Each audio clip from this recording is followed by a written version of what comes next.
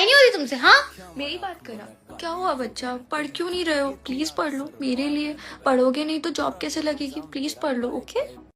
हाँ बच्चा, अब तो पढ़ लो ना, अब तो इसने भी बोल दिया। કારણ કે સંભાવનાની અંદર આવા કેલેન્ડર આધારિત પ્રશ્નો વારંવાર પૂછાય છે અને તમે લોકો એમાં જ ભૂલ કરો છો। આજના વિડીયોમાં એવી ટ્રીક આપીશ કે લીપ વર્ષ હોય કે સામાન્ય વર્ષ હોય, કોઈ પણ વર્ષ હશે, ચપટી વગાડતા પ્રશ્નોના જવાબ આવશે। જો અહીંયા ખબર કેમ પડે કે કોઈ પણ વર્ષ આપણને જે આપ્યું છે એ લીપ વર્ષ છે કે નહીં, તો તમારે કાંઈ નહીં કરવાનું, આપેલ વર્ષને 4 વડે ભાંગી નાખવાનું। ફોર એક્ઝામ્પલ 24 છે, 4 વડે ભાંગીશ તો નિશેષ મતલબ કોઈ પણ શેષ વધશે નહીં।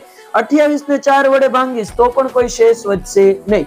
તો જે વર્ષને 4 વડે ભાંગો અથવા તો નિશેષ ભાંગી શકાય એવા વર્ષને શું કહેવામાં આવે છે? લીપ વર્ષ। અને જેને નિશેષ ન ભાંગી શકાય એને લીપ વર્ષ કહેવામાં આવતું નથી।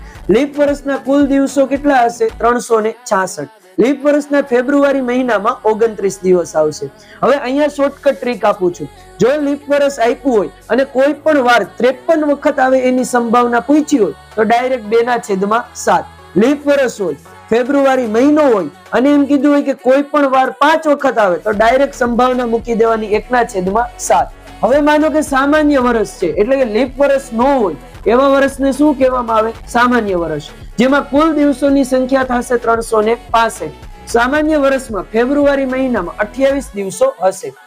હવે સામાન્ય વર્ષ કીધું હોય અને કોઈ પણ વાર 53 વખત આવે એવું પૂછ્યું હોય તો ડાયરેક્ટ સંભાવના મૂકી દેવાની 1/7।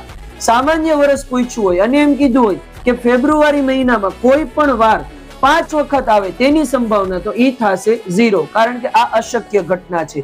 અહીં દરેક વારને તમારે સ્વતંત્ર ઘટના તરીકે જોવાનું છે। આ મારી નોટ બધી યાદ રાખજો। ફેબ્રુઆરી મહિના સિવાય બીજા કોઈ પણ મહિનાને લીપ વર્ષ સાથે લેવા દેવા નથી। જાન્યુઆરી, માર્ચ, મે, જુલાઈ, ઓગસ્ટ, ઓક્ટોબર, ડિસેમ્બર આ 7 મહિના એવા છે કે જેમાં કુલ 31 દિવસો છે, જ્યારે એપ્રિલ, જૂન, સપ્ટેમ્બર અને નવેમ્બર આની અંદર 30 દિવસો આવેલા છે। અહીંયા સૂત્ર એક યાદ રાખવાનું છે। પહેલા તો કુલ દિવસોની સંખ્યા કેટલી હોય? 7, કારણ કે વાર કેટલા છે? 7। દિવસોની સંભાવના ગોતવાનું કીધું હોય તો વધારાના દિવસો એને ભાગ્યા 7। હવે વધારાના દિવસો શું છે? તો કે માગેલી ઘટના મુજબ કુલ દિવસોની સંખ્યાને 7 વડે ભાંગતા મળતી શેષને વધારાના દિવસો કહે છે। હવે આ ટોપિક તમને અત્યારે જો ન સમજાણો હોય તો આને હું પાર્ટ 2 માં સમજાવીશ। તો અમેઝિંગ વિડીયો જોવા માટે અમારી ચેનલ અત્યારે સબસ્ક્રાઇબ કરી નાખો અને તમારી સાથે 10મા ધોરણમાં ભણતા વિદ્યાર્થીઓને આ વિડીયો શેર કરો।